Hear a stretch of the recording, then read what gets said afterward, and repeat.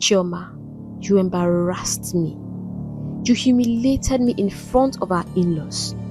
Do you have any idea who they are? Mama, you want me to marry a madman just because he's wealthy? She cried out, her voice breaking. How can you do this to me? Is this how much you hate me? That madman, as you call him, is Chief Ozoba's only son, she shouted. Do you realize what that means? Think about the wealth.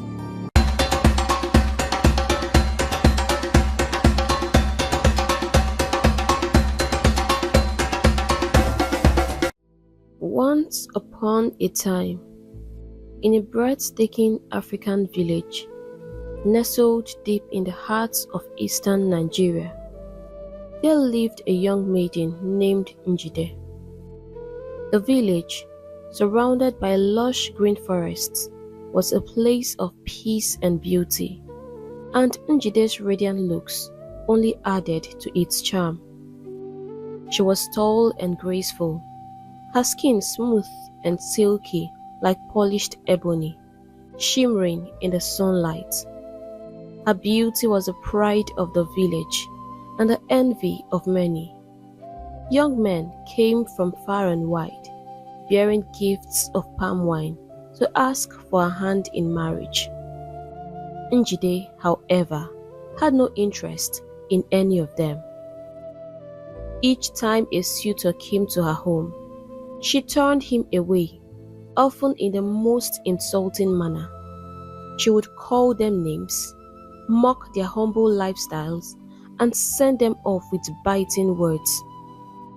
One unfortunate suitor, a hard-working palm wine tapper, faced her wrath in a way no one in the village would ever forget. Njide, armed with a hot pot of water, chased him down the path leading out of her compound, shouting at the top of her voice, "I don't ever want to see your miserable, poverty-stricken legs here again, animal." Her angry screams echoed through the village, leaving everyone shocked. Njide was firm in her belief. She would only marry a wealthy man, someone who could give her the life of luxury she dreamed of. She didn't want a farmer, a fisherman, or a palm wine tapper, especially poor ones. She wanted a man who could dress her in the finest clothes, adorn her with glittering jewelry, and provide her with maids to do all the work. Her high standards worried her mother, Mbafo, deeply. Mbafo, a widow, who had raised Njide alone since her husband passed away, often sat with her hands folded, concern etched across her face. One morning, she could no longer hold back her thoughts. "Njide," she called gently, her voice laced with worry. "Are you telling me that out of all the men who have come to ask for your hand in marriage, not one of them is good for you?" Njide, unfazed, replied, "No, Mama, they are all poor. I don't want to marry a poor man. Most of them are fishermen, wine tappers, or poor farmers. Look at me now. Am I not beautiful? I deserve a man who can take care of me and give me the life I want." Mbafo was taken aback by her daughter's response.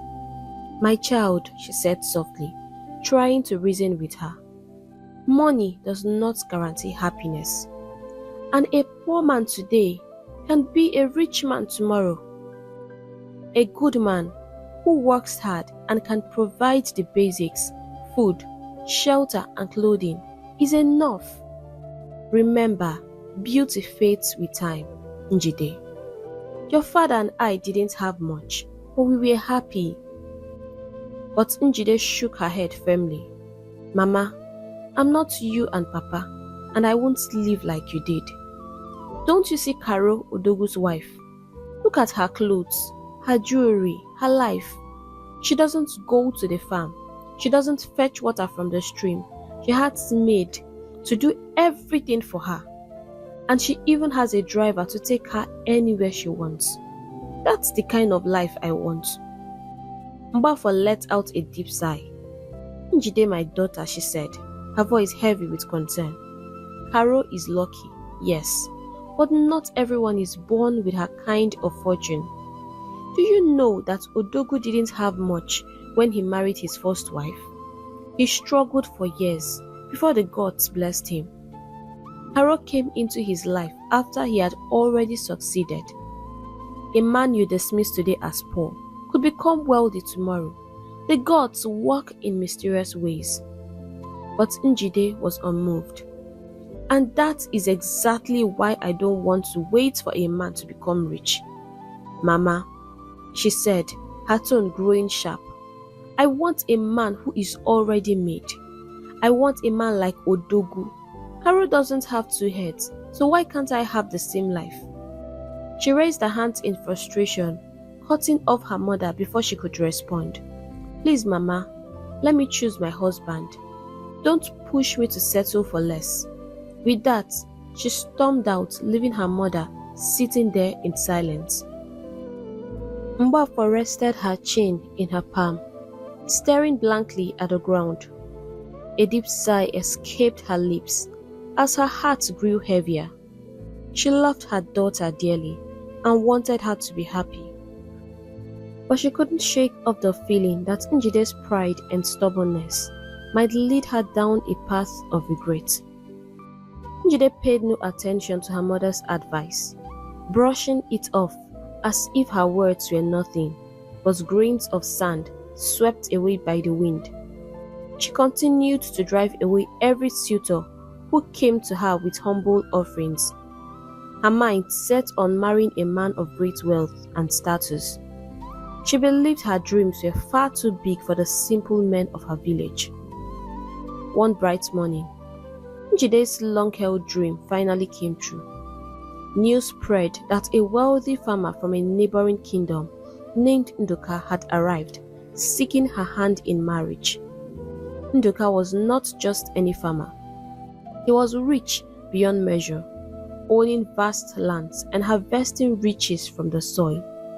He had heard tales of Njide's beauty, stories that painted her as a jewel among women.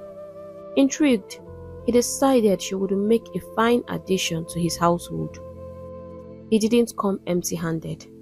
A large truck filled with luxurious gifts, bales of the finest fabric, crates of exotic drinks, sacks of gold coins, and baskets of sweet-smelling delicacies pulled into Njide's family compound. The sight of such wealth made Njide's heart leap with joy. Her eyes sparkled as she danced around with excitement, her laughter ringing through the air like music. At that moment, she felt on top of the world. Her dreams of a lavish life were no longer just dreams, they were now her reality. Their marriage was a grand event, the kind the villagers would talk about for years to come. The entire village gathered to witness the union, marveling at the sheer extravagance of the celebration. Tables overflowed with assorted foods, goat meat, spicy jollof rice, fresh fish, and steaming yam porridge.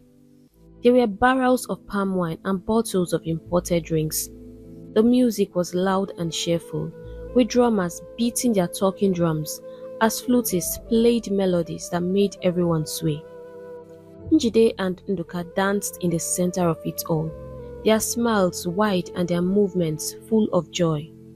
The villagers couldn't stop whispering among themselves. So, Njide finally got what she wanted, they murmured. She's so beautiful and her husband is rich. Look at those gifts. Who wouldn't want to be in her shoes? After the marriage, Njide moved in with her husband. She had everything she ever wanted. Njide was Nduka's third wife, but she didn't mind. In fact, she took pride in being the youngest and most cherished of them all. Nduka showered her with attention and affection, treating her like the queen she believed she was. He bought her beautiful clothes, made of the finest silk, adorned her with glittering jewelry, and ensured that she had servants to cater to her every need. Wherever Njide went, heads turned, and people admired her beauty. Compliments flowed freely, and her confidence soared. Nduka himself adored Njide deeply. He never allowed her near the farm or even lifted a finger. "Just always look good for me," he would always say to her. He spent more time with her than his other wives, often retreating to his private chambers to share meals and laughter with her alone. Whatever Njide wanted, Nduka gave without hesitation. It seemed as though he could deny her nothing. The other wives, who had once been the center of Nduka's world, watched in silence, their hearts heavy with jealousy. They whispered among themselves, lamenting how much had changed since Njide arrived. "He barely notices us anymore," they grumbled. "It's always Njide this, Njide that." But no one dared voice their complaints aloud. Nduka was a man of power, and his temper was feared. The wives swallowed their bitterness, putting on forced smiles while secretly resenting the woman who had stolen their husband's attention. For Njide, however, life was perfect. She basked in the wealth, love, and admiration that surrounded her, believing she had secured the happiness she had always dreamed of. A few months after their grand marriage, Njide became pregnant. The news filled the household with excitement, especially for Nduka, who couldn't contain his joy. The moment Njide told him she was expecting, Nduka made it his mission to ensure her comfort. He forbade her from doing any strenuous work and surrounded her with care. Maids attended to her every need, and she was pampered like a queen throughout the pregnancy. When the time came, Njide gave birth to a beautiful baby girl. Nduka was overjoyed as he held the tiny child in his arms for the first time. They named her Chioma, which means good fortune. It was a name full of hope and promise. The villagers celebrated with the family, and once again, whispers of Njide's good luck filled the air. A few years later, Njide had another baby girl, whom they named Oge. Nduka's happiness only grew with the arrival of each child, and he showered his wife and daughters with unconditional love. For over 10 years, life remained as beautiful as a dream for Njide. Nduka treated her with the same devotion as when they were newly married. He continued to spoil her with gifts, giving her the best of everything, while the other wives watched from their huts, their faces filled with longing and quiet envy. Though Nduka cared for his other wives and children, it was clear that Njide and her daughters were the center of his world. Njide basked in their attention, living the luxurious life she had always wanted. She never imagined anything could go wrong. But one day, tragedy struck. Nduka fell ill. At first, it seemed like nothing serious, a minor sickness that would pass in a few days. The household carried on, believing he would soon recover. But as days turned into weeks, and weeks into months, it became clear that Nduka's condition was not improving. His strength faded, and the once vibrant man was now confined to his bed. The family's fortune began to dwindle as doctors, herbalists, and medicines drained their resources. Njide's happiness turned to frustration. She was no longer the cheerful, doted upon wife. Instead, she grew resentful, watching the wealth she had once enjoyed slip away. With every passing day, her anger deepened. "He's going to spend everything he has before he dies," she complained bitterly to herself whenever she sat alone. "How am I supposed to survive with my children after all of this? This is not the life I signed up for." Nduka, weakened and bedridden, longed for the comfort of his favorite wife. He would call for Njide, hoping to see her face, but she refused to come. Her maids had long left, as there was no money left to pay them, and Njide would not lift a finger to even care for him or cook for him. "I didn't come here to suffer. I never signed up to be a nanny," she snapped when Nduka's first wife, Iko, approached her. Iko had been tirelessly caring for Nduka, but he keeps on asking to see Njide. Njide's response was cold and unforgiving. "If he wants to spend the last of his money before he dies, let him do that without me," she said harshly. "Tell him I don't want to see him." With that, she stormed back into her hut, slamming the door behind her. Iko stood there shocked. She couldn't believe the words she had just heard. This was the woman who had been the center of Nduka's world, the wife he loved more than anything. Yet, here she was, showing no concern for whether he lived or died. All she seemed to care about was the money. Shaking her head, Iko muttered to herself, "Nduka is getting exactly what he deserves." It's been over a year now, and Nduka's condition was getting no better. Every day he called Njide's name, his voice weak and full of longing, but she never came. He died a sad and broken man, his heart heavy with disappointment. By the time of his death, there was no money left. Everything had been spent in the desperate attempts to save him.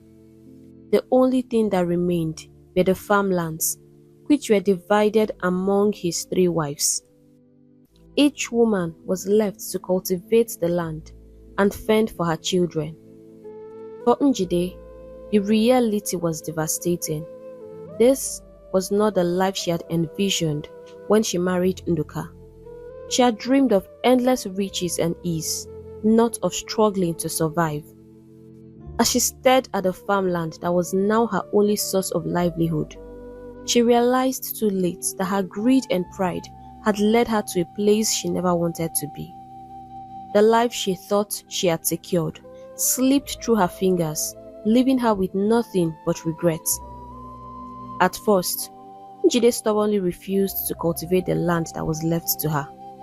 The thought of bending her back to till the soil was unbearable. Her anger consumed her, growing stronger each day. As she sat in her hut, sulking and seething, she replayed the life she had dreamed of and compared it to the one she now lived. It was a cruel contrast. This life, filled with struggle and hardship, was nothing like the luxurious existence Caro, Odogu's wife, had enjoyed. Even after Odogu's death, Caro was left with plenty of money, living comfortably. "That man Nduka is so wicked and selfish," Njide muttered to herself as she sat alone, her voice trembling with bitterness. Should have just died when the sickness started, but no, he had to live long enough to waste everything.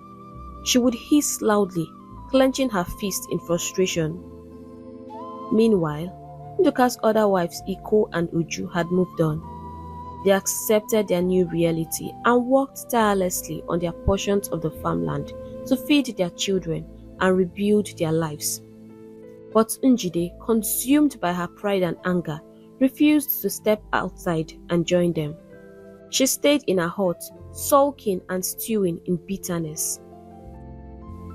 Hunger, however, is a relentless visitor. It crept into her home and began gnawing at her and her children. The once plentiful meals were no more, and Njide was forced to begin to sell her beautiful clothes and glittering jewelry, piece by piece, to buy food. At first, it seemed like she might manage, but soon there was nothing left to sell. Hunger became a constant companion, and desperation began to sink in. Njide turned to her co-wives for help, but they would not give her food or money. After all, She had isolated herself and treated them with disdain for years. Now, with nowhere else to turn, Njide was left with no choice.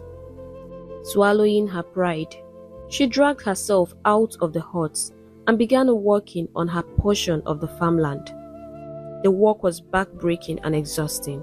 For someone who had lived a life of ease, this new reality was almost unbearable. As the months passed, life wore Njide down. She became a shadow of the vibrant woman she once was. Bitterness hardened her heart, and she grew into an angry, quarrelsome woman. She would lash at anyone who crossed her paths, picking fights over the smallest things with everyone. In her mind, life had cheated her, snatching away the dreams she once held so dearly. Her children, Chioma and Oge, bore the brunt of her frustration. Their home, unlike the lively huts of the other wives, felt like a graveyard, silent except for the sound of Njide's angry voice. She would scold and shout at them for the tiniest mistake, calling them names and punishing them harshly for things they didn't even understand. The love and warmth they longed for were nowhere to be found. Instead, they received beatings and bitter words that left scars deeper than any wound. Chioma and Oge worked tirelessly on the farm. They helped out with house chores like cooking, fetching water and firewood, always doing their best to ease their mother's burden, but nothing they did ever seemed to please her. They watched from a distance as the other wives and their children laughed together, their homes filled with love and companionship. In contrast, Njide's hut was a place of anger and sorrow, and the children felt trapped in a world of loneliness. Every evening, under the large mango tree in the compound, the other children would gather, sharing stories and laughing.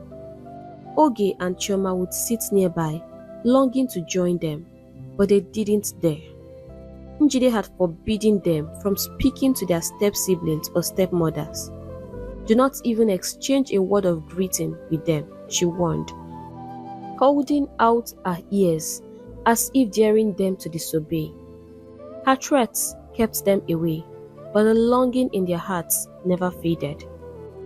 Chioma, the older of the two, couldn't understand why their mother was so full of anger and hatred. Despite Njide's warnings, Chioma would sneak in a greeting to her step-siblings whenever her mother wasn't looking. Her kindness made her stand out among her children, and she secretly dreamed of a life where she and her sister could play freely with the others. School was their only escape. The free village school offered them a chance to leave the gloom of their home and experience a world beyond their mother's bitterness. In school, they could laugh, learn, and for a few hours forgetting the pain of their reality. But as the school day ended, they always had to return to the suffocating atmosphere of their home, where Njide's anger awaited them.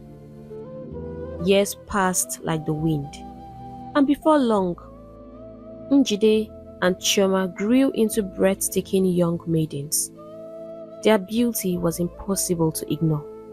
Their dark, glowing skin, shimmering like polished ebony, and their graceful movements captivated everyone who saw them.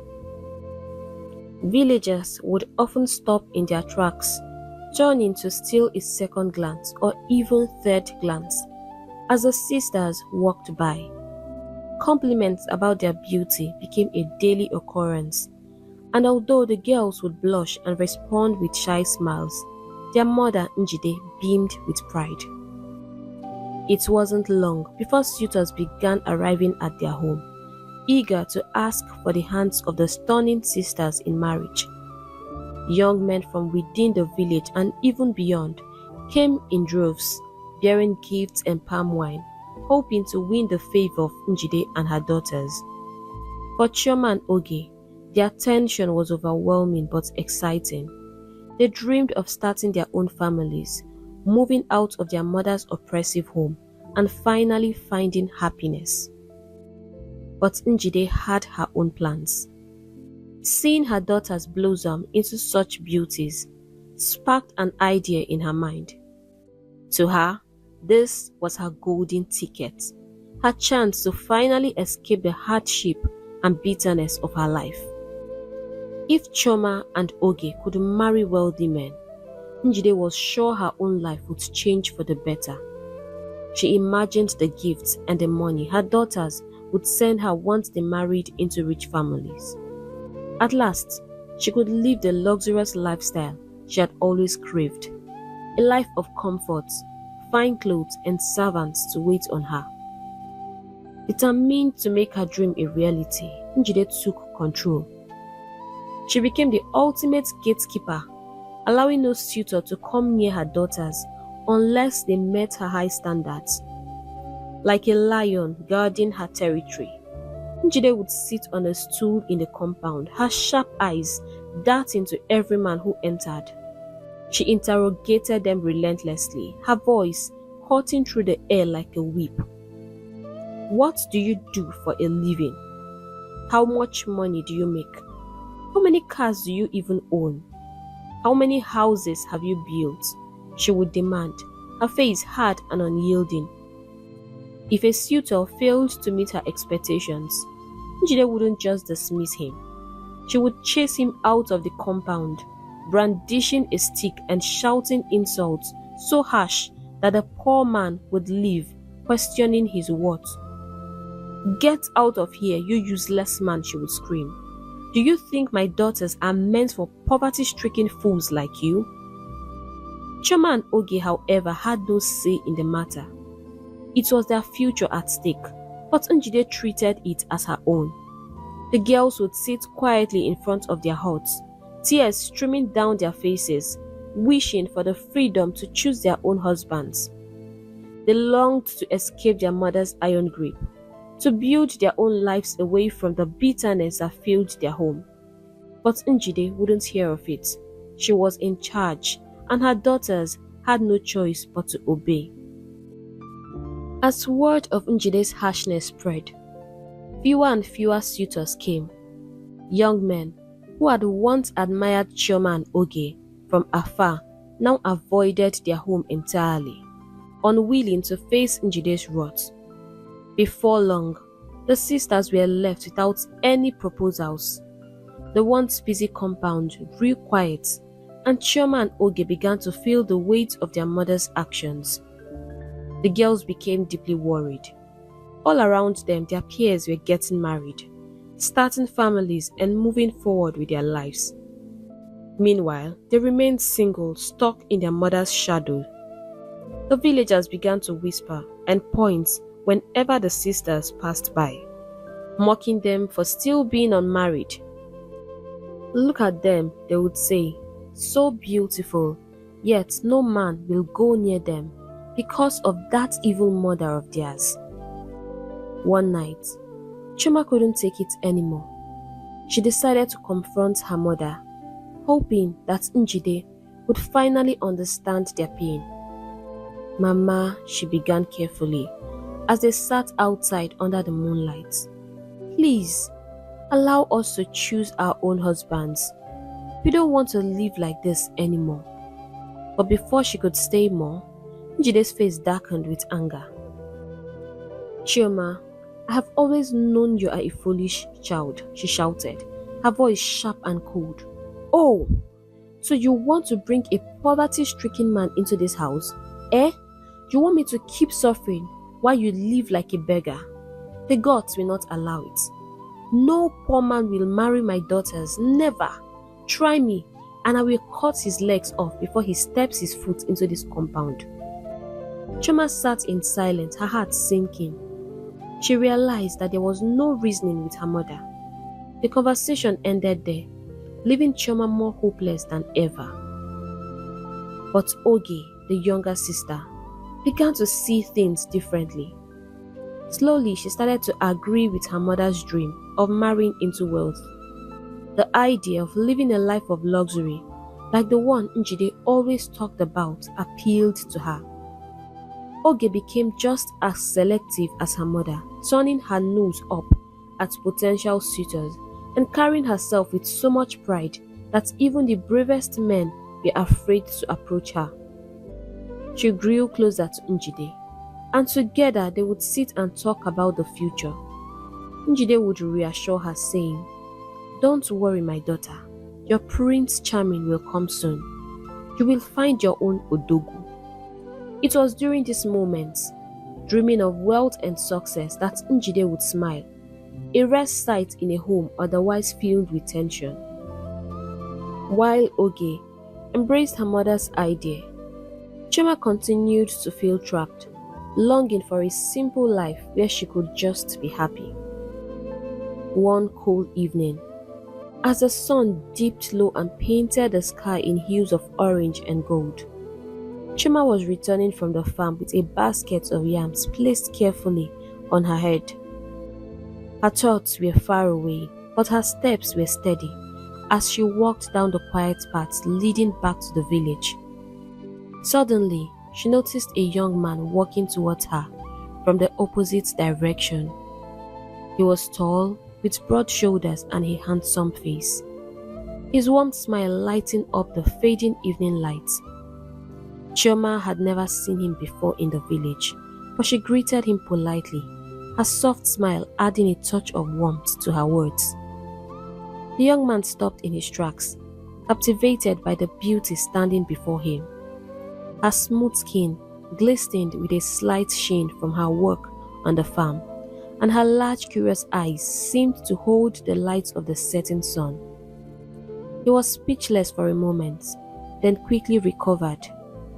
"Good evening," he said, his voice gentle yet firm. "My name is Azubike." Chioma nodded politely. "Good evening, Azubike. I'm Chioma," she replied, her voice calm and steady. Azubike, who had been returning from the forest after setting traps for small game, couldn't take his eyes off her. He noticed the heavy basket on her head and immediately offered to help. "Let me carry that for you," he said, stepping closer. Chioma hesitated, smiling shyly. "Thank you, but I can manage."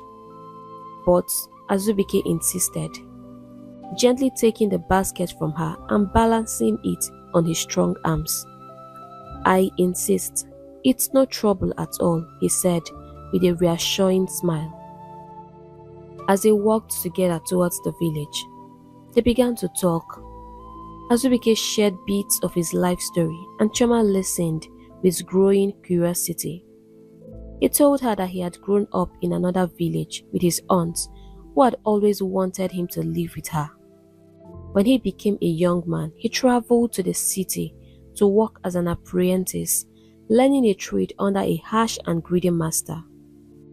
After years of hard work, his master had refused to settle him properly, leaving Azubike with nothing but disappointment and frustration.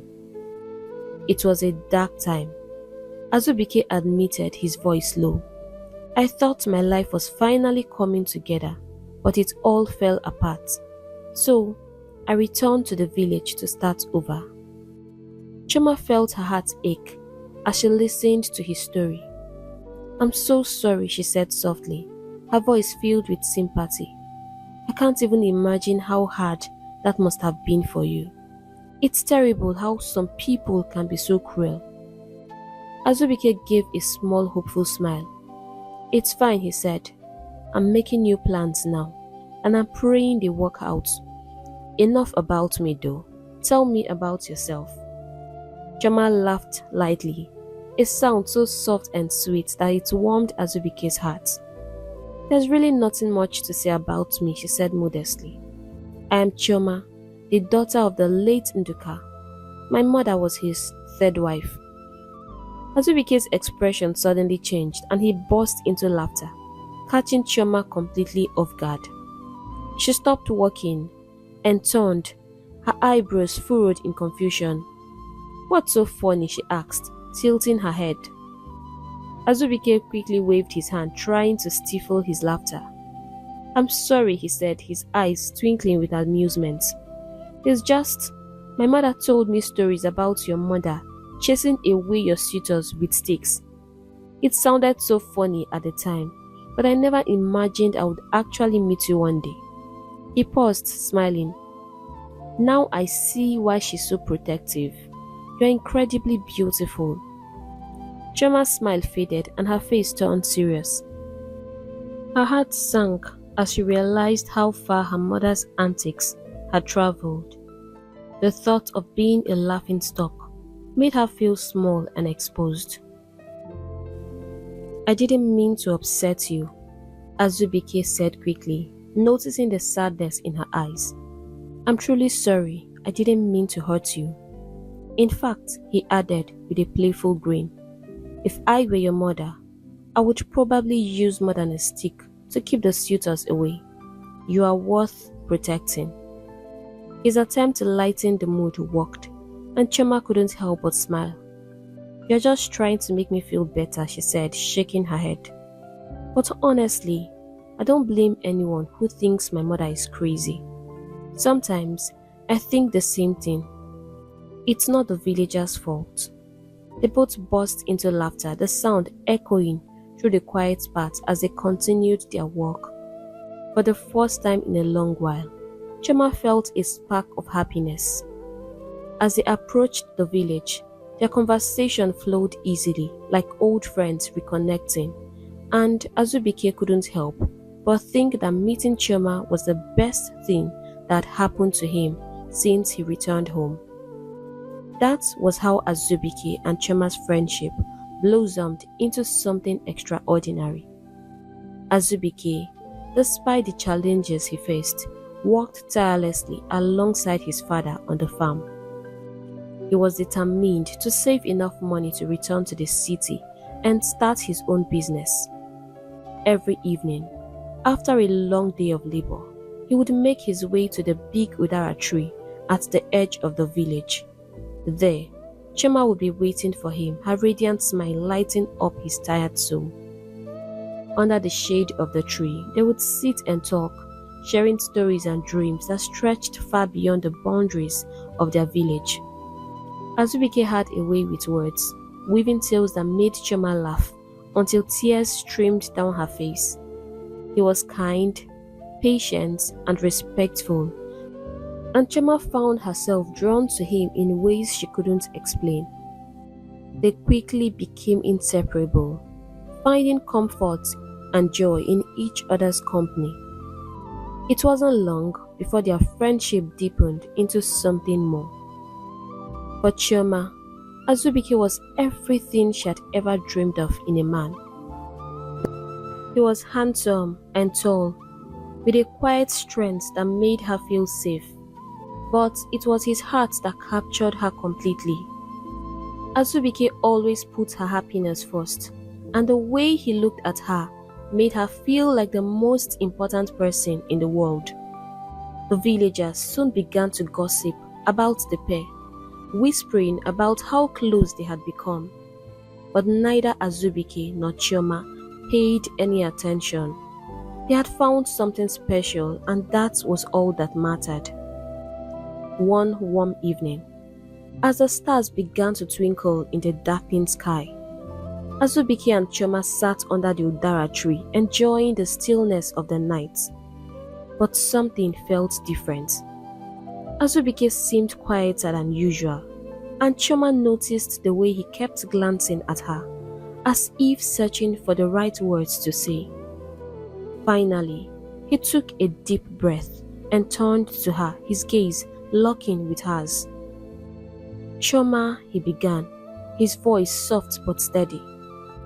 I've been trying to fight this feeling for a long time, but I can't anymore. The truth is, I fell in love with you the very first day I saw you.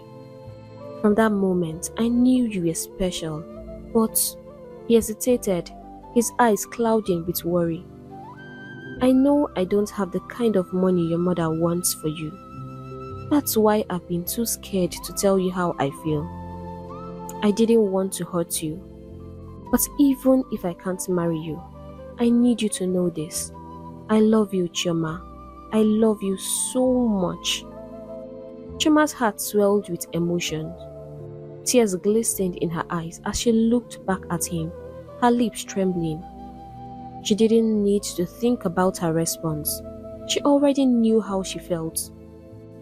Without saying a word, she leaned forward and wrapped her arms around him, holding him tightly. "I love you too, Azubike," she whispered through her tears. "I love you so much, and I don't care about my mother or her craziness. All I know is that I want to be with you." Azubike held her close, his arms strong and steady around her. "I know I can't stay poor forever," he said with determination. "I'm working hard every day because I want to give you the life you deserve. I want you to be happy, Chioma. I want to make your mother proud too, even if it seems impossible now."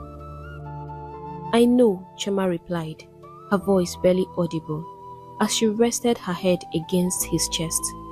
"I believe in you, Azubike. I know you will make it." The two of them sat under the tree, wrapped in each other's arms, their hearts full of love but heavy with the challenges ahead. They knew their love wouldn't be easy. Facing Njide, the woman who had made it clear that only the wealthiest man could marry her daughter, felt like an impossible battle. But in that moment, as they held each other beneath the vast night sky, they found strength in their bond. That evening, they stayed longer than usual, whispering about their dreams and their fears, about the life they wished to build together.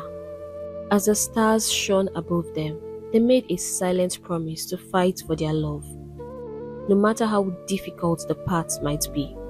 But deep down, they couldn't ignore the looming question: how would they face Njide, the one person who had the power to tear them apart? Meanwhile, Oge, Chioma's younger sister, seemed to have stumbled upon a stroke of luck that felt like a dream come true.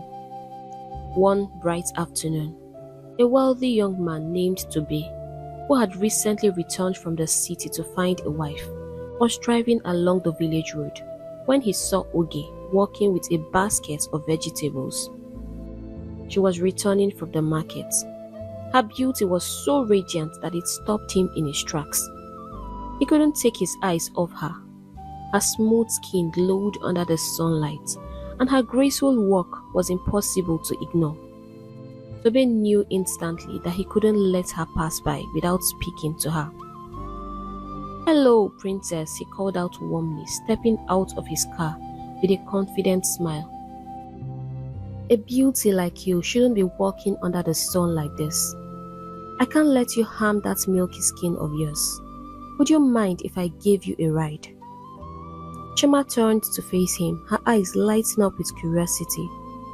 She flashed him a dazzling smile, one so captivating that it nearly took his breath away. Tobe felt his heart skip a beat. He knew without a doubt that he had just found the woman he wanted to marry. Without saying a word, Oge nodded and climbed into his shiny car, her mind racing with excitement. As they drove, Tobe asked her questions, his tone gentle but filled with genuine interest.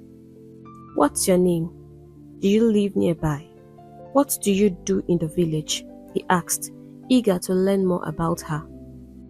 Oge answered him politely, her voice soft and sweet, but her sharp eyes were busy scanning him. She noticed his designer outfits, his expensive wristwatch, and the two sleek phones sitting on the dashboard. This man screamed wealth, and her heart soared. This is exactly the kind of man Mama always wanted for us, she thought, holding back the urge to scream her excitement too loudly. Tobe soon pulled up in front of their compound and parked the car. As Oge prepared to step out, he reached into his pocket and pulled out a bundle of crisp Naira notes. "Here," he said with a smile, handing her the money. "I didn't get the chance to buy you anything because I didn't know I would meet someone so special today. Use this to get yourself whatever you want. I'll come by tomorrow to see you again." Oge stared at the money in disbelief. She had never held such a large sum in her life. "Thank you so much," she said, her voice trembling with gratitude. Tobe smiled again, waved and drove off, leaving a cloud of dust behind him. As soon as his car disappeared, Oge dashed into the compound, her excitement bubbling over. "Mama! Mama! Mama!" she shouted, her voice echoing across the yard as she waved the bundle of money in the air. Njide, hearing her daughter's excited screams, rushed out of the hut. "What is it, my daughter?" she asked, her eyes wide with curiosity. When she saw the money in Oge's hand, her jaw dropped. "What happened? Where did you get all this money?" she asked, her voice trembling with excitement. "You won't believe it, Mama," Oge exclaimed, her face glowing with joy. She quickly recounted her encounter with Tobe, explaining how he had given her the money and promised to come visit again the next day. Njide clapped her hands together and giggled like a child. "Come, my daughter, come and tell me everything about him," she said, pulling Oge into the hut. As Oge described how rich Tobe looked, Njide's face lit up with pride. "Finally, my daughter has caught a big fish," she declared, her excitement spilling. "You must behave yourself, Oge, so that he will marry you. Don't do anything to scare him away," she cautioned, her tone serious. Oge nodded eagerly, determined to follow her mother's advice. The next day, Tobe returned as promised, this time bringing gifts, boxes of clothes, shoes and jewelry. Njide and Oge were over the moon. "This one is my in-law," Njide exclaimed, not bothering to ask what Tobe did for a living. His wealth spoke for itself, and that was all that mattered to her. Tobe continued visiting Oge every day, taking her out in his flashy car and showering her with gifts. He treated her like a queen, and Oge basked in the attention, her heart set on becoming his wife. But not everyone was happy. Chioma watched everything unfold from a distance, her heart heavy with unease. Something about Tobe didn't sit right with her. He was undeniably handsome, and his wealth was dazzling. But the rumors surrounding him made her wary. She had heard the whispers in the village that Tobe had only left the village 2 months ago without even a bicycle. Yet, he already returned, driving an expensive car, carrying a briefcase full of money around and spraying money wherever he went to. He was also planning to build a big mansion in the village. To Chioma, it all seemed too good to be true. One evening, Chioma decided to speak to her sister Oge. "Oge," she said gently, "I think you should ask Tobe what he does for a living. His sudden wealth doesn't make sense to me. Please, just be careful. Don't let Mama mislead you." But Oge didn't take it well. She glared at Chioma and snapped, "Why are you so negative? You are just jealous because I've found someone rich and you haven't." The words stung, but Chioma tried to reason with her. Unfortunately, Oge ran to their mother and told her everything Chioma had said. Njide was furious. "You dare try to ruin your sister's happiness," Njide yelled, her voice sharp with anger. "Who are you to question her? Do you want us to continue suffering? Foolish girl. You're not ashamed of yourself that your younger sister found a man before you. Don't even allow me to come for you." Chioma fell silent, her heart heavy with sadness. She watched helplessly as Oge and Njide celebrated Tobe's attention, blind to the red flags that were so clear to see. For Chioma, the situation felt like a volcano waiting to erupt, but she could do nothing to stop it. A few weeks later, the long-awaited day arrived. Oge got married to Tobe in a grand and elaborate ceremony that became the talk of the village. Njide was over the moon with joy. For her, this wedding was a victory. a ticket out of poverty. Her dreams of wealth and luxury seemed closer than ever, and she proudly soaked in the admiration of the village. The compound was alive with celebration, the air filled with mouth-watering aroma of assorted food.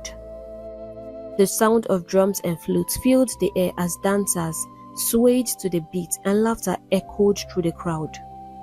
Oge and Toby were the center of attention, dancing with wide smiles as the villagers cheered them on. Njide watched the couple with pride in her eyes. Her heart swelled as she imagined Oge living the kind of luxurious life she had always dreamed of. The villagers whispered among themselves, admiring Toby's wealth and good looks, and Njide basked in their praises. After the wedding, Oge left for the city with her new husband. She returned occasionally to visit Njide, each time bringing gifts and money. Njide's life grew a little more comfortable, and she couldn't stop boasting to the villagers about her daughter's good fortune. Meanwhile, Chioma and Azubike's love continued to flourish. Their bond had only grown stronger, and with Oge now married, Azubike decided it was time to take the next step. He knew he had to face Njide, Chioma's mother, and formally express his intentions to marry her daughter. He was nervous but determined, knowing how much Chioma meant to him. Chioma, however, couldn't shake the worry in her heart. She knew her mother all too well. Njide cared about wealth and status above all else. Chioma also knew that while Azubike was hardworking and kind, he didn't meet her mother's material expectations. That night, Chioma lay in bed unable to sleep. She prayed silently, asking the gods to soften her mother's heart. The next afternoon, Azubike arrived dressed neatly and carrying a keg of fresh palm wine and a carefully wrapped piece of bushmeat. His heart pounded as he stepped into the compound where Njide was sitting outside her hut. He greeted her politely, bowing slightly out of respect. Njide barely glanced at him. Her sharp eyes scanned him from head to toe, her expression cold and dismissive. Azubike, who had always been confident, suddenly felt a wave of nervousness. The air seemed heavy, and he realized just how intimidating Njide could be. "Good afternoon, Mama," he said again, forcing a smile. "I brought this for you." Njide raised an eyebrow, her lips coiling into a sneer. She didn't acknowledge the gifts or his greeting. Instead, she leaned forward, narrowing her eyes. "And how may I help you?" she asked, her tone dripping with disdain. Chioma came out at that instant with a chair, welcoming him as she flashed him a smile, which helped him relax a bit. She left the both of them, hoping everything would go well. Azubike swallowed hard but managed to keep his voice steady. "Mama, I've come to tell you how I feel about your daughter. I love Chioma very much," he began, trying to sound confident. "I want to marry her and build a life with her." Njide's eyes widened slightly. Then a mocking smile spread across her face. "Did I hear you say you love my daughter?" she asked, her voice filled with sarcasm. She stood up and craned her neck, pretending to search for something. "Where did you park your car? I can't see it anywhere." Azubike froze, his confidence crumbling. I don't have a car yet, Mama," he stammered. Njide burst into loud, mocking laughter. "No car? Not even a bicycle? Do you know how many cars men your age should have by now? 5 or even 10. All expensive, of course. Yet you are here, walking into my compound with these 2 drumstick legs, claiming you want to marry my daughter. Are you mad? Did they tell you I entertain mad people here?" Azubike's face turned red with embarrassment. He tried to explain himself. Mama, I have plans. I'm working hard and plants. Plants! Njide cut him off with a thunderous voice. Plan kill you there. In fact, may the gods strike that mouth of yours with thunder. Will plants buy me clothes? Will plants buy me jewelry? Will it take care of Chioma? She pointed at the bushmeat he had brought. And what is this? Bushmeat, Mama, Azubike replied, his voice shaky. Njide hissed loudly. Wonders shall never end. Look at this one. You don't even know your place. Suitors come here with expensive things like gold, silver, expensive clothes, and you bring me meat? Did they tell you I'm a dog? I don't blame you. I blame that useless daughter of mine for allowing a riffraff like you think you have a chance. Mama, please, Azubike tried again, but Njide cut him off with a shout. I'm done. Get out of my compound. Take your useless palm wine and meat with you. Before I count to 3, disappear or I will deal with you myself. 1, 2. Azubike didn't wait for her to reach 3. He grabbed his things and bolted out of the compound, his heart heavy with shame and disappointment as he ran. Chioma, who had been watching the scene from the corner, ran after him, tears streaming down her face. She felt helpless and angry at her mother, but she didn't know what to do. Njide sat back with a satisfied look on her face, muttering, "These poor boys think they can fool me. Not in this lifetime. I can't allow Chioma disgrace me like this." Azubike! Azubike! Chioma called out, her voice breaking as she ran after him. Her feet pounded against the dusty village path, her heart racing faster with every step. She finally caught up to him, standing still by the side of the road. His shoulders slumped. His face was a mix of embarrassment and anger. But as he turned to look at her tear-streaked face, his expression softened. "I'm sorry, Chioma," Azubike said quietly, his voice heavy with sadness. This was more than I expected. I didn't think it would be this bad." Chioma's chest tightened. Her worst fear was playing out before her eyes. "What are you saying, Azubike?" she asked, her voice trembling as fresh tears rolled down her cheeks. "Are you giving up on us? Are you leaving me?" Azubike shook his head slowly, his own eyes glistening with unshed tears. "Chioma, you know I love you. I have always loved you. But it's not my fault that life didn't go the way I planned. I'm not lazy. If only my master in the city had settled me properly after my apprenticeship, things wouldn't have been different. I served him with all my heart, and I never stole a single kobo from him.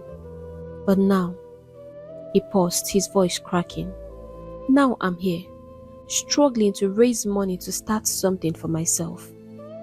I'm working so hard, Chioma, but these things take time. They're not magic. And your mother," he sighed deeply, "she would never accept someone like me.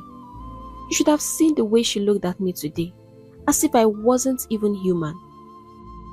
Chioma stepped closer, her voice desperate. "Then, let's run away, Azubike," she said, clutching his arm. "Let's go far from here, to a place where we can start afresh. We can build our life together at our own pace. You can come back later when things are better and pay my bride price. Then, Mama will have no choice but to accept you." For a moment, Azubike was silent. He looked at her with a pained expression, as if torn between love and duty. Finally, he shook his head. "Chioma, you deserve better than that. I can't do that to you or your family.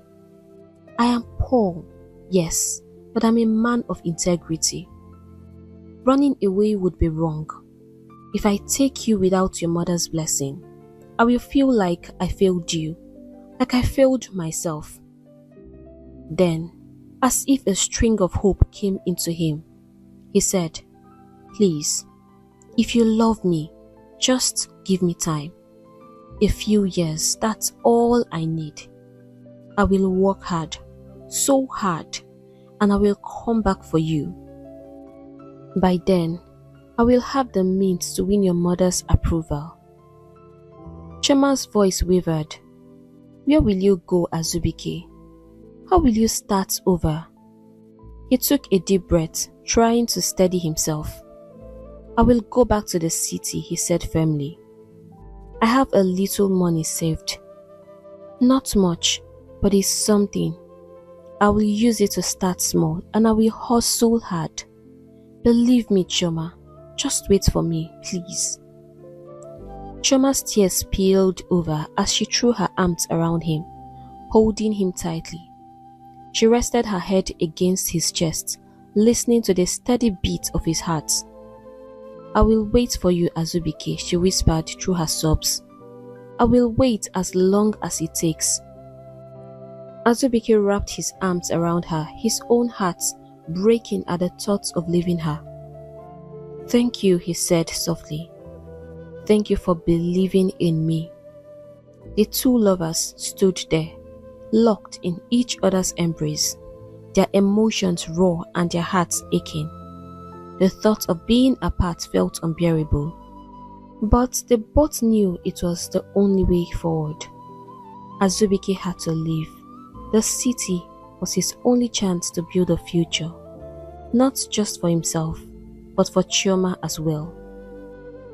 As the sun dipped lower on the horizon, painting the sky in hues of orange and purple, Chioma finally let him go.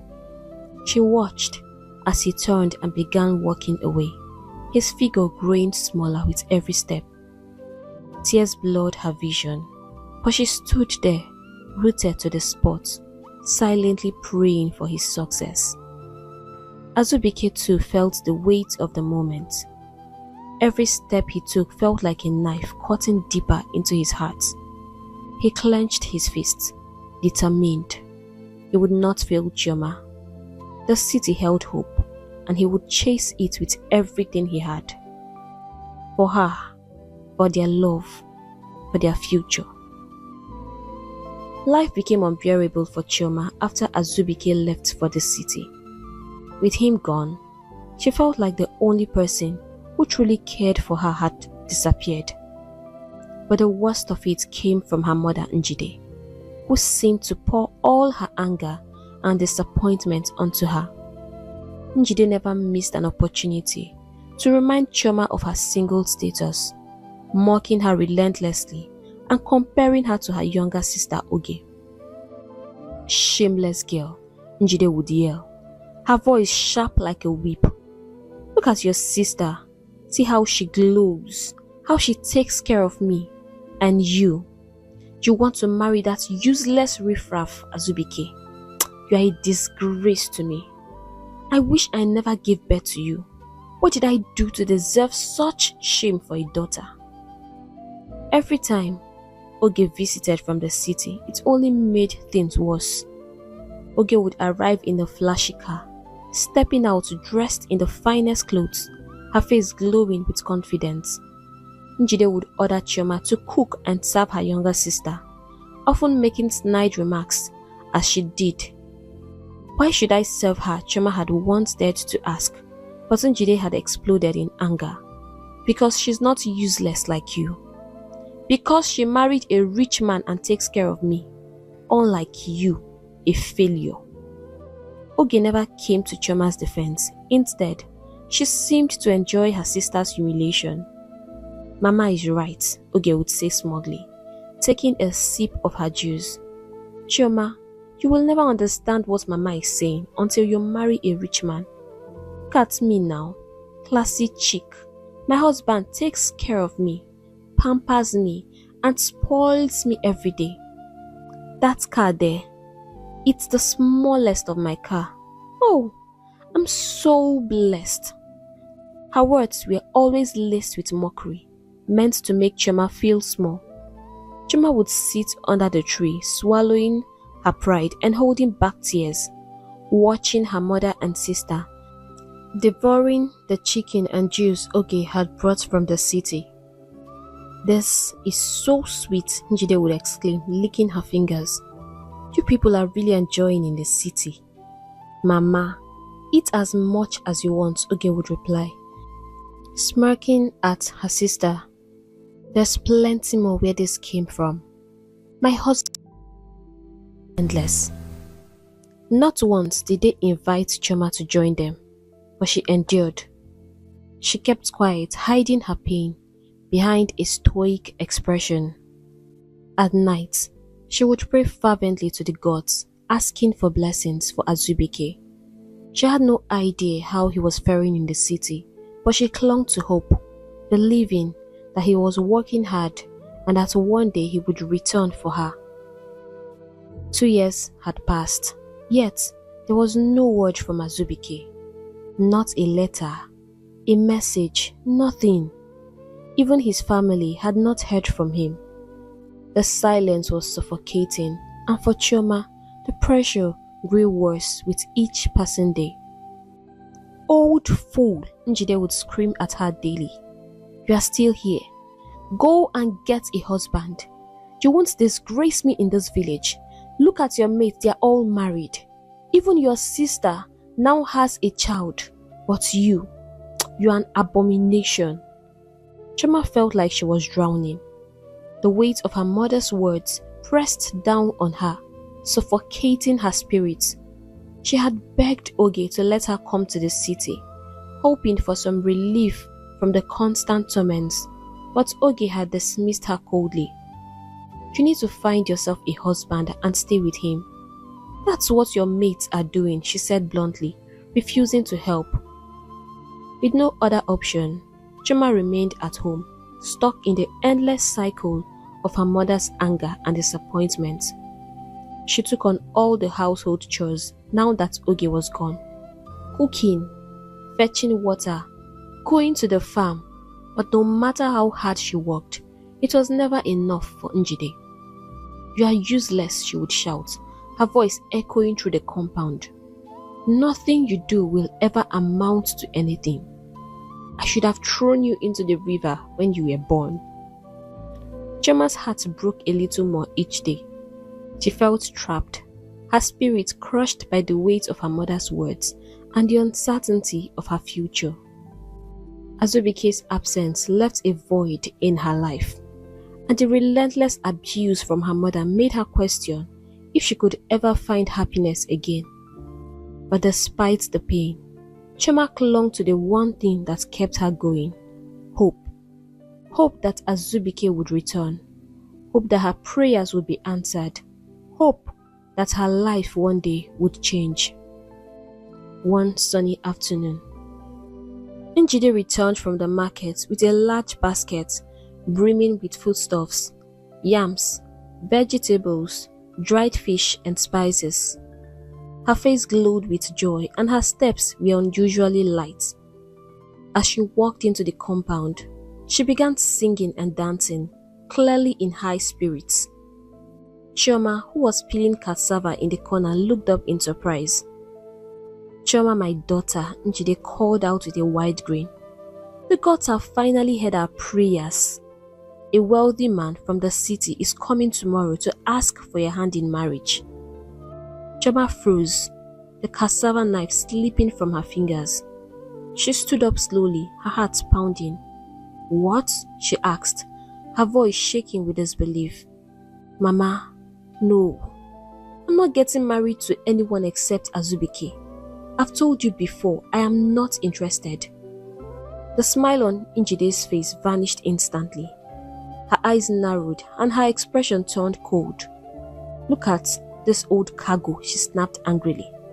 "We are trying to help you, and you stand there talking nonsense. Do you think you are getting any younger? You are almost 30. Soon, your face will be full of wrinkles and you'll be sitting there like an old woman waiting for a man who is probably in the city enjoying his life with little girls. Stop, Mama, Chioma screamed, her voice filled with frustration and pain. I've had enough of this nonsense. What have I ever done to you? Why are you so bent on making my life miserable? Njide's jaw dropped in shock. She stared at Chioma as though she couldn't believe what she was hearing. Are you talking to me like that? She asked, her voice low and dangerous. Yes, Mama. Chioma shot back, tears glistening in her eyes. You drove all my suitors away, and now you blame me for being single. Azubike came here. You insulted him, humiliated him and crushed his spirit, not even caring about how I felt.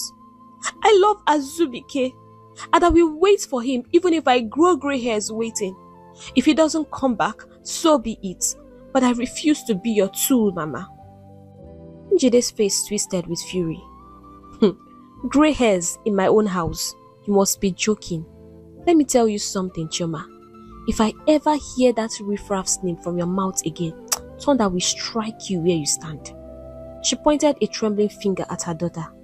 Your husband is coming tomorrow, and you will marry him.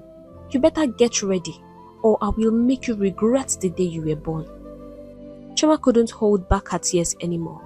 They streamed down her face as she turned and ran out of the compound, her mother's angry words echoing behind her. She ran and ran until she reached the familiar spot under the Udara tree, the place where she and Azubike had spent so many happy evenings together. There, she sank to the ground, burying her face in her hands. Her heart felt heavy with pain. It had been over 4 years since Azubike left for the city, and still, there was no word from him. Had he forgotten about her? Was she a fool for holding onto a promise he might no longer remember? Was he enjoying life in the city with other little girls, just as her mother had said? No, Chioma said aloud, shaking her head fiercely, as if to drive the thoughts away. Not my Azubike. He told me he loved me. He promised he would come back. Her friends had mocked her countless times, calling her foolish and naive, and waiting for a man who might never return. But Chioma had made a promise to herself and to Azubike, and she couldn't let go of the hope that he would keep his word. Under the tree, Chioma cried until the sun disappeared and the sky filled with stars. Her heart ached with doubt and longing, but she clung to the fragile thread of hope that kept her going all these years. Finally, when the night grew too cold, she stood up and wiped her tears. Her steps were heavy as she walked back home, her shoulders slumped with the weight of her sorrow. Inside, Njide was waiting, her face set still in anger. But Chioma didn't care. She slipped into her room, closed the door, and lay on her mat staring at the ceiling. The next day, Njide was up early in the morning, humming a cheerful tune as she busied herself in the kitchen. Her face was glowing with excitement and her energy was contagious. Chioma watched from the corner, confused and surprised. It was rare to see her mother so happy. Nne, come and help me, Njide called, using a pet name for Chioma that she hadn't heard in years. The suitors will soon arrive. Chioma's eyebrows rose in disbelief. Her mother was calling her Nne. This sudden sweetness felt foreign. Not wanting to spoil her mother's mood, she reluctantly joined her in the kitchen. The two worked in silence, the tension thick in the air, despite Njide's good spirits. Chioma's mind was heavy with thoughts. Not long after, the sound of cars approaching broke the silence. 3 sleek cars pulled into the compound, their shiny exteriors reflecting the morning sun. Njide jumped out of the kitchen with her hands spread wide, dancing and shouting with joy. "Okwa Ogomo," she exclaimed, her voice filled with excitement. "My in-laws are here. One by one, men began stepping out of the cars. They were young, handsome men dressed in fine clothes and older, distinguished men who carried themselves with authority. They all looked wealthy, their presence oozing power and success. Njide's eyes sparkled as she welcomed them, offering them seats with the confidence of a proud mother. Some elders from Chioma's family had been invited, and they sat in a corner observing the scene quietly. Njide, however, could hardly contain her excitement, her joy nearly overwhelming her. "Nne," Njide called out again as she met Chioma at the kitchen. "Go and dress up. I bought you a new dress and it's on my bed. They will soon ask to see you." Chioma walked silently into her room, her heart heavy.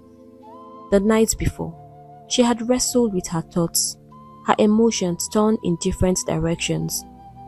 It had been over 4 years since Azubike left for the city, and she hadn't heard a word from him, not even once. Did he still remember her? Was he still working hard to return for her? Or had he moved on, forgetting the promises they made to each other? She stared at her reflection in the mirror as she put on the dress her mother had picked out. It fits perfectly, highlighting her beauty, but she felt none of the joy she might have felt years ago. Tears slipped down her face as she whispered, "Azubike, if you can hear me, save me now." A knock on the door snapped her out of her thoughts. Quickly wiping her tears, she turned to the door. "Nne, they are waiting for you," Njide said sweetly, her voice unrecognizably gentle. Chioma took a deep breath, trying to steady her nerves. The sugary tone from her mother only added to her unease. Slowly, she stepped out and walked towards the gathering outside. As soon as she appeared, gasps of admiration filled the air. "Chai, Omalisha," one of the men exclaimed. "Look how beautiful she is, so stunning." Chioma forced a polite smile and greeted them, her heart pounding with a mix of anger and despair. An elder in the family stood up and pointed towards a young man sitting in the center of the group. "Chief Ozoba's son is here to ask for your hand in marriage," the elder announced with pride. Chioma's eyes shifted to the man in question. He was handsome, with sharp features and an air of confidence. But as she looked at him, her heart remained cold. "This is not who I want," she thought. "I want Azubike." Then, to her shock, the young man began to laugh loudly, his shoulders shaking with amusement. Chioma's eyes widened.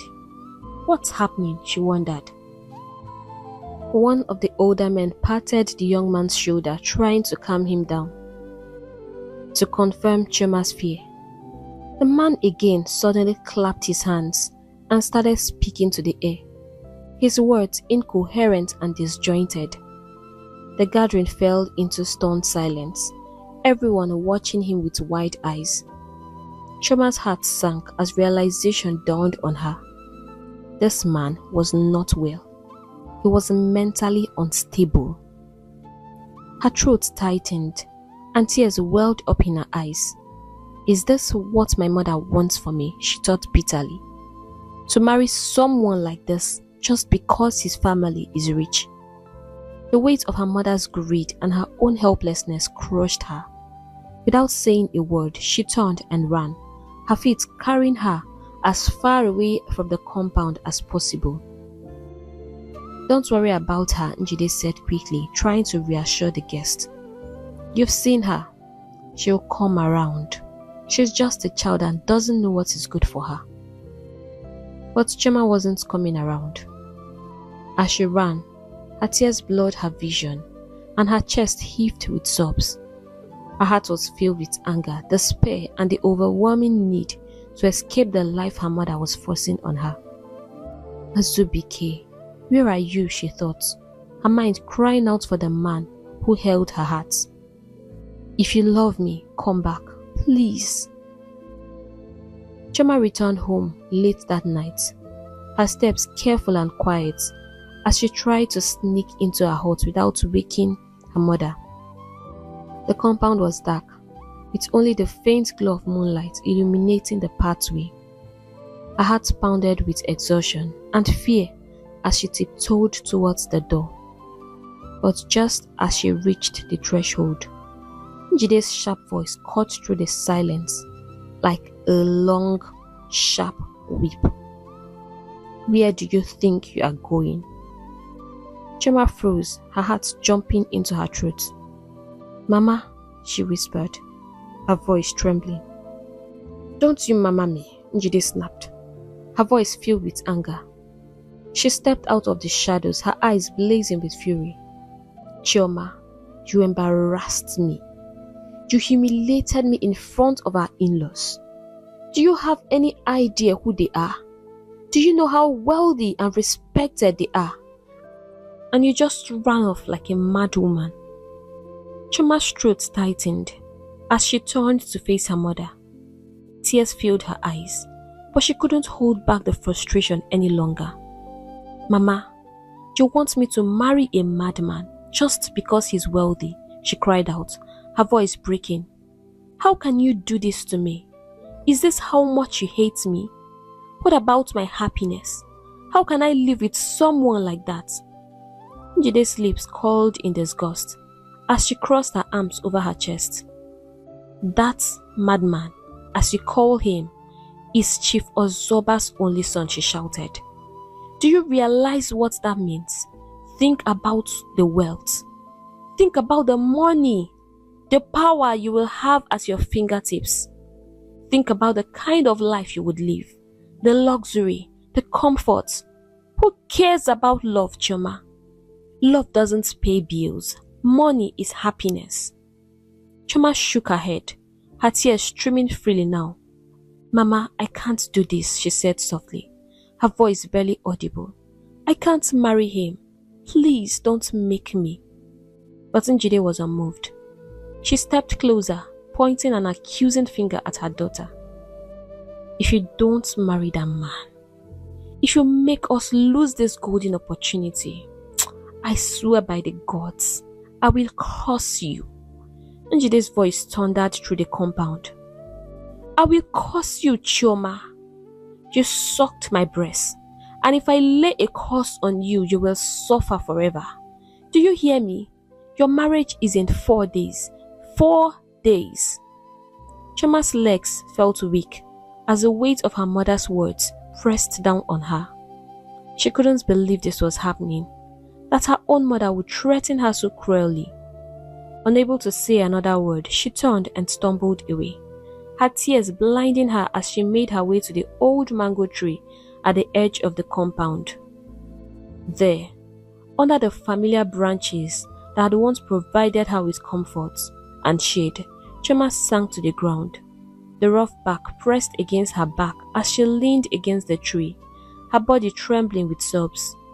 Her chest felt tight, her heart heavy with despair. Her mother's words echoed in her mind.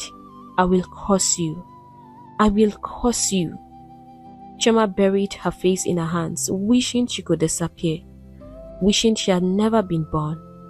Why, Mama? She whispered into the darkness. Why do you hate me so much? What did I do to deserve this? She thought about her life, about the love she had for Azubike, and the promise they had made to each other. But Azubike was gone, and now she was trapped in a nightmare she couldn't escape. Her tears fell harder as a new wave of pain washed over her. For the first time in her life, Chioma felt completely broken. Her dreams, her hopes, her happiness, all of it felt shattered beyond repair. She wrapped her arms around her knees and rocked back and forth, her cries blending with the rustling of the leaves above her. She didn't know what to do. She didn't know how to escape. Nduka's compound was beautifully decorated with colorful fabrics draped over every corner, and fresh flowers lined the pathways. The aroma of rich delicacies, jollof rice, spicy goat meat, pepper soup, and fried chicken filled the air, making mouths water. Villagers gathered in excitement, shouting and laughing, their faces glowing with anticipation. This was a wedding no one in the village wanted to miss. Inside her small hut, Choma sat by the window, her swollen eyes gazing out at the cheerful crowd. Her face bore the marks of endless tears, her heart heavy with pain and regret. At this point, all she wanted was freedom. Freedom from her mother's iron grip and constant torment. Marrying her crazy groom-to-be, whose name she didn't even know, felt like her only escape.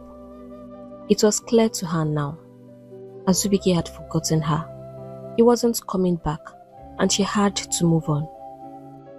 Maybe, she thought bitterly, I will find some kind of happiness in the city. She resolved never to return home, never to see her mother again. The money Njide was so desperate for, the money that had driven her to push Choma into marrying a madman, would never reach her. Choma vowed to keep it from her mother as her final act of defiance. I will make her regret ever forcing me to marry this man. As she looked through the window, everyone outside seemed happy except her. Even her sister Oge had returned with her husband and their 2 children. They were laughing and chatting as if nothing else in the world mattered. Choma sighed deeply, her chest tightening with sorrow. She wiped her tears, knowing it was time to dress up. Not long after, a loud commotion announced the arrival of Chief Ozoba and his family.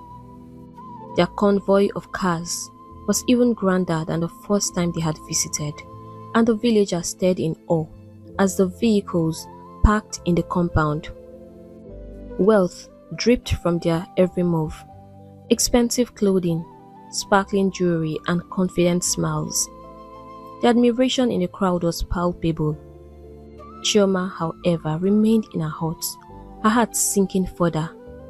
The groom's mother entered the room where Chioma was, her expensive perfume filling the air. She was a regal-looking woman with a warm smile. She approached Chioma, her face soft with sympathy. "Don't worry, my daughter," she said, patting Chioma gently on the shoulder. "I know this is all overwhelming, but I promise you will never lack a single thing. We will take good care of you. Your children will be heirs to our vast empire." She paused, looking Chioma over. "By the way, you're so beautiful," she added with a smile before stepping out. Chioma only nodded, unable to muster a response. As soon as the woman left, tears spilled freely down her cheeks. Her heart ached as she thought of what could have been. She wished she could scream, to cry out to the heavens for help, but she swallowed her pain and wiped her tears. It was time to face her future. The ceremony began with vibrant music and cheers from the crowd. Chioma was called to greet her husband and his family, as tradition demanded. With trembling hands and a heavy heart, she stepped out of the hut, her face clouded with sorrow. Her movements were slow and mechanical as she danced to the soft, gentle music. It was clear to everyone watching that the bride was not happy.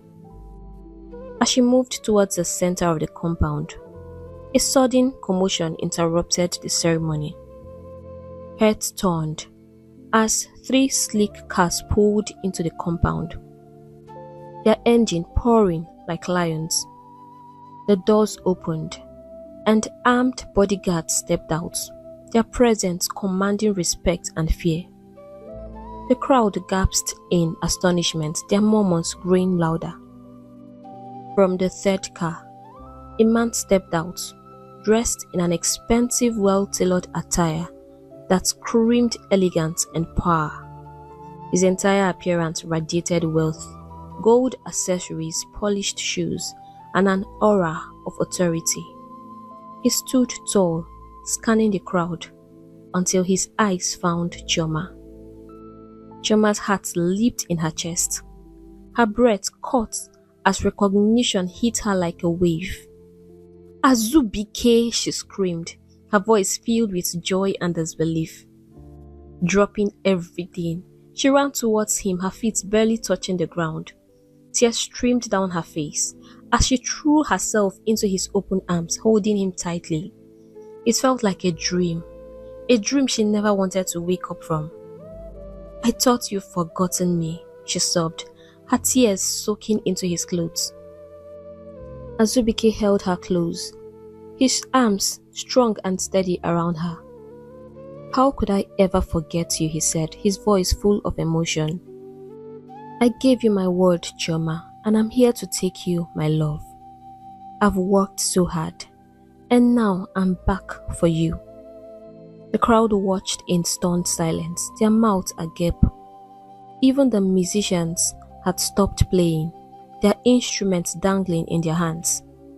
All eyes turned to Njide, whose jaw hung open in disbelief. Njide couldn't believe what she was seeing. This was the same man she had insulted, humiliated, and driven out of her compound years ago. Now, he stood before her, surrounded by bodyguards and dripping in wealth. Azubike had become everything she had wanted in a son-in-law and more. Her knees nearly gave way as she muttered under her breath, "The gods must be playing tricks on me." The ceremony quickly descended into chaos. As the Ozoba family stormed out of the compound, their faces twisted with anger and humiliation. Chief Ozoba, his voice thunderous, turned to Njide. "I've never felt so humiliated in my life," he bellowed. "All the money, gifts, everything you've taken from us. You have 2 days to return them. If you fail, you will face my wrath." With that, he climbed into his car, slamming the door shut. The convoy of vehicles roared to life and sped away, leaving behind its stunned and silent crowd. Njide stood frozen in the middle of the compound, her body trembling. Beads of sweat formed on her forehead as her mind raced. She had spent it all. The money, the gifts, everything. She had used it to stock up the house, buy new clothes and jewelries, and then prepare for the wedding. Now, she had nothing left. But Chioma didn't care about any of it. None of it mattered to her now. Azubike was back, and he was all she could think about. Her heart felt light for the first time in years, and a wide smile played on her lips as she clung to his arm. This time, she vowed, nothing would keep them apart. That evening, under the Udara tree where their love story had begun, Chioma and Azubike sat together, their hands intertwined. The moonlight bathed them in its soft glow as Azubike began to share his story. "When I returned to the city," he started, his voice steady but filled with emotion. "Things were worse than I expected. I struggled for months trying to find my footing. I tried everything, odd jobs, selling small goods, anything to survive, but nothing worked." He paused, his gaze fixed on the ground. "There were days I didn't have anything to eat. Nights I slept outside. It felt hopeless." Chioma's grip on his hand tightened, her heart breaking as she listened. Then, one day, I met a Chinese businessman. He was looking for someone reliable to help him with his trade. I started working for him, running errands and helping with small deals. Over time, he saw that I was trustworthy and he began to give me goods on credit to sell. That was when things changed for me. Azubike's voice grew stronger, his eyes lighting up with pride. I worked day and night, building connections and growing my business. It wasn't easy, Chioma, but I never gave up. My love for you kept me going. I wanted to be the man you deserved. Today, I own shops in Alaba International Market, Lagos. I have built my own house in the city and my business is thriving. It was a long, hard road, but I made it. I'm here now and I'm never leaving you again. Tears of joy rolled down Chioma's cheeks as she wrapped her arms around him, holding him tightly. I'm so proud of you, she whispered. You've become everything I always knew you could be. A few days later, Azubike settled all the debts Njide owed the Ozoba family, sparing her from their wrath. Despite everything she had done, he chose to show mercy, if only for Chioma's sake. Weeks later, he and Chioma were married in an elaborate ceremony that the entire village would talk about for years to come. It was a true celebration of love, with music, dancing, and joy filling the air. The couple beamed as they danced together, finally free to live the life they had dreamed of. Njide, however, was consumed by regret. As she watched the ceremony from the sidelines, shame weighed heavily on her. She thought of how she had treated Chioma, how she had insulted and humiliated Azubike, and how her greed had nearly destroyed her daughter's happiness. She couldn't believe how wrong she had been. I have been a terrible mother, she muttered to herself, her head bowed in shame. She wasn't sure if Chioma or Azubike would ever truly forgive her, but she hoped one day they might. After the wedding, Azubike and Chioma returned to the city together. Their new home was beautiful, a testament to Azubike's hard work and determination. They spent their days building their life together, their love stronger than ever. One evening, as they sat by the pool, Azubike took Chioma's hands in his and looked her into her eyes. I will love you until the day I stop breathing, he said, his voice soft but filled with emotion. While I was in the city alone struggling to make it, I couldn't stop thinking about you. Every time I felt like giving up, I remembered the promise I made to you. I told myself I would come back as a man you could be proud of. And now, here we are. I love you more than words can say. Chioma's eyes glistened with tears as she leaned in and kissed him gently. I can't love you less, she whispered, her voice trembling with emotion. You are everything to me, Azubike. In that moment, surrounded by the peace they had fought so hard to find, the couple knew their love had conquered every obstacle. They were finally home in each other's arms. Back in the village, after Chioma's marriage ceremony, Oge had refused to return to the city. She stayed back with her mother while her husband returned to his people. At first, Njide thought they wanted to spend some time with her, but weeks passed and then months, and she realized that something was wrong. Tobe, who used to visit the compound in his flashy car, now arrived on foot, his head hanging low. The house he had been building in the village stood incomplete, and rumors swelled that he had sold it. Njide could no longer ignore the signs. One evening, she confronted Oge while her children played in the yard. What is happening, Oge? She asked, her voice laced with suspicion. It's been 3 months now. I've been feeding you and your children, and even your husband comes here to eat. Where are your cars? Where is his car? And why haven't you gone back to the city? Oge sighed deeply, tears welling up in her eyes. She looked down, avoiding her mother's piercing gaze. Mama, she began, her voice trembling. We've lost everything. Tobe, he's a fraudster. He got involved in some bad business and he was caught. He was locked up and his accounts were frozen. We had to sell everything. Our cars, a house, everything to secure his bail. Now, we have nowhere else to go but here. Njide let out a loud wail, throwing her hands in the air. Ewo! I am finished. Hey! What have I done to myself? She paced back and forth, her face twisted in despair. You said your husband's money could never finish. It's finished, Mama, Oge replied, her tears falling freely now. Njide sat down heavily on the stool, her hands on her head. Hey, I'm back to square one. I don't even have Chioma's contacts or her husband's. How do we survive?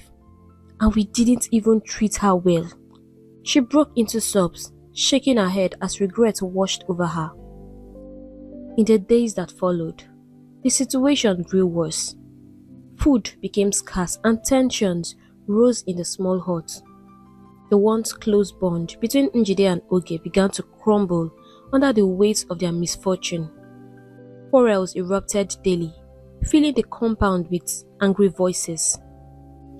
You must leave my house and go to your husband's, Njide shouted one morning, her voice filled with frustration.